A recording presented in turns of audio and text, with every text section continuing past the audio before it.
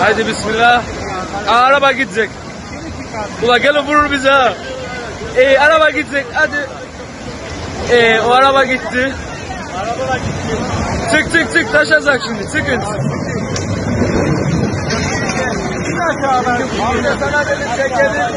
Ben dedim size Hamza yapamamışsın onu. Ana köprü gitti. Şu anda Beyazıt merkezdeyiz. Yanında bayağı bir sıkıntı. Bu şekilde bir geçiş yok. Almanya artık o da orada kaldı. Çok perişan bir halimiz var, bekliyoruz. Ambulans aşağıda bekletiliyor. Buralar böyle. Bir araba tutuyor ama 4 saatte bir araba geçti ama şu anda yine hiçbir şey.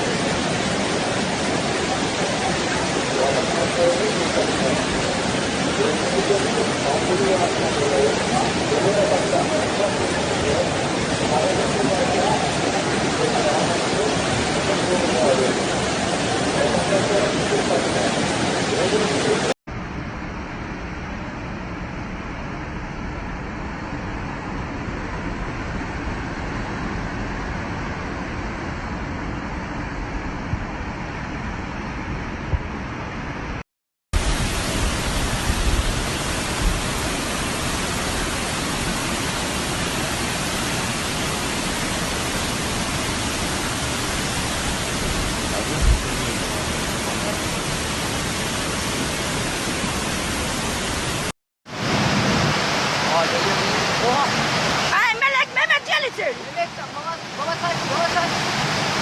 Ay la ilahe illallah Muhammedur Resulullah. La ilahe illallah Muhammedur Resulullah. La ilahe illallah Muhammedur Resulullah. La ilahe Mehmet ne yaptı? Mehmet ne yaptı? Mehmet. Neresin Mehmet? Baban gitti. Baban dikkat et, baban gitti. Baban gitti. Baban gitti. Gel içeri. Gel içeri baban.